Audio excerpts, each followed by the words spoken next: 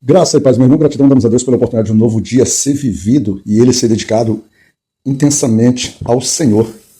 E é sempre muito bom, né? A gente está fazendo esse devocional agora já por volta das 19 horas, né? A gente tem por hábito fazê-lo bem cedo, mas devido às nossas rotinas, também alguns afazeres que surgiram, e principalmente há uma desordem no nosso planejamento, a gente acabou, vamos dizer assim, postergando os devocionais, mas isso não quer dizer que a gente não tenha tirado o tempo para dedicar ao Senhor. Desde as 5 da manhã, a gente começa por meio da nossa oração de intercessão com meus irmãos Jano, Valtair e Coutinho, né? A gente tem essa prática diária que a gente faz, e a partir daí a gente vai alimentando o nosso dia em busca de discernimento, em busca de inteligência, em busca de entendimento, de vivência em Cristo. E por alguns momentos a gente tem a oportunidade de falar da palavra de Deus, e também tivemos a oportunidade de viver essa palavra através do nosso momento de oração, de louvor e de adoração ao Senhor, né? Dedicação ao nosso trabalho, que foi lá no Serep. Então nos reunimos no Serep aqui em Belém, e ali daquele horário de 12h30 até 1h, um horário intenso. E a gente celebra junto com os irmãos, né? Ler uma palavra, canta um louvor, e aí a gente sai com uma orientação bíblica para poder aplicar na nossa vida prática. E esse é o objetivo dos nossos devocionais, ter esse contato direto. Mas hoje, 21 de maio de 2025, a gente vai dar continuidade nas nossas meditações no livro de Jó. Nós trabalharemos no capítulo 28, e o versículo de trabalho será um versículo pequenininho, é o versículo 12, e nele diz assim: mas onde se achará a sabedoria? E onde está o lugar da inteligência? O devocional, ele caminha por isso. Quando a gente iniciou, né, nas nossas colocações iniciais, a gente começou a falar um pouco sobre a nossa rotina e como a gente tenta preencher. A gente quer preencher desse jeito, é por um objetivo simples. A gente busca sabedoria, a gente busca inteligência, a gente busca bom senso, a gente busca discernimento, a gente busca equilíbrio, consciência, e tudo isso se dá através do conhecimento da palavra do Senhor. Sabedoria, na verdade, ela vem do amor ao Senhor, do temor ao Senhor.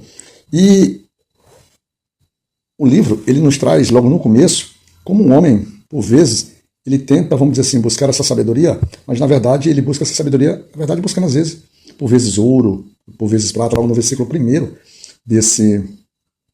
desse capítulo, ele fala assim: na verdade há veios de onde se extrai a prata e para o ouro, lugar que o derretem. E ele vai fazendo diversas colocações, diversas, vamos dizer assim, menções sobre a capacidade do homem, né, na busca de algo tangível, ele se esforçar para que ele possa ter domínio sobre as coisas, né? Ele nessa busca do ouro, e esse ouro aqui, ele poderia ser representado não só por uma riqueza material, mas por uma riqueza social, uma riqueza, deveria ser até mesmo uma riqueza espiritual, mas ele está mais focado no âmbito de comportamento, de riqueza propriamente dita, e ele vai trazendo essas comparações, ele vai trazendo. E quando ele começa a falar muito sobre isso já me recorda, por exemplo, quando a gente vai lá no livro de Provérbios, capítulo 16, versículo 16, ele nos remete sobre essa questão de sabedoria. São milhões, são diversos versículos, mas nesse caso específico ele traz assim: é melhor obter sabedoria do que ouro, é melhor obter entendimento do que prata.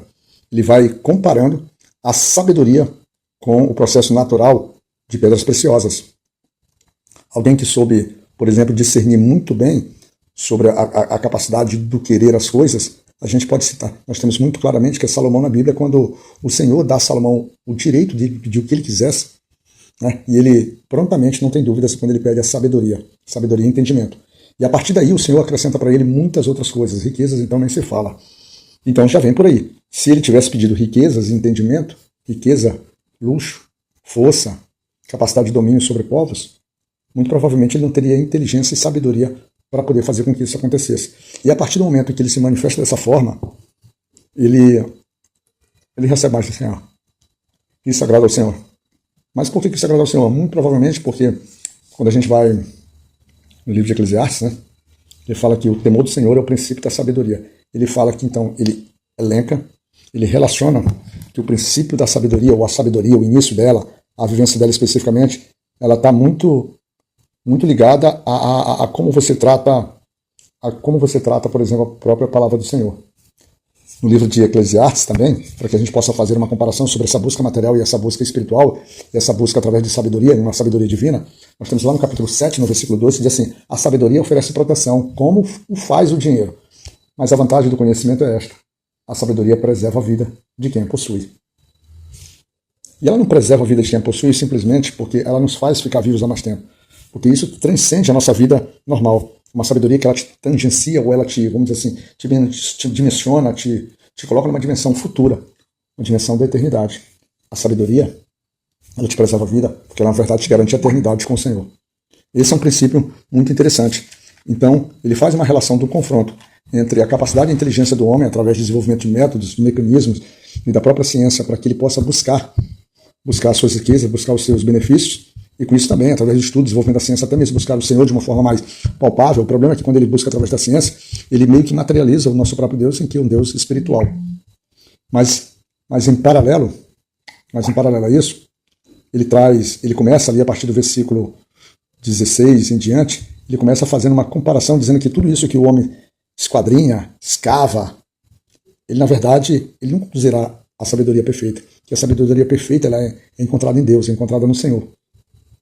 Ela efetivamente, o que o homem poderia encontrar, talvez fosse uma sabedoria de perdição. Mas a sabedoria de Deus não, é completamente diferente.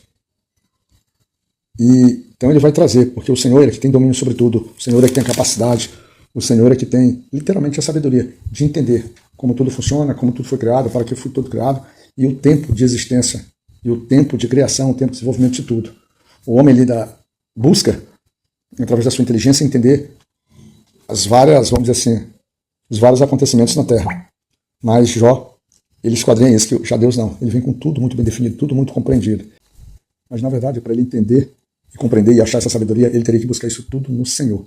Porque somente no Senhor que reside isso. E para finalizar, lá no versículo 28 ele disse: mas disse ao homem, eis que o temor do Senhor é a sabedoria, e apartar-se do mal é a inteligência. Então que a gente possa então ter a compreensão do que diz esse capítulo, e que a gente possa viver no temor do Senhor, nos apartando do mal e vivendo sobre as bênçãos do Pai, tá bom?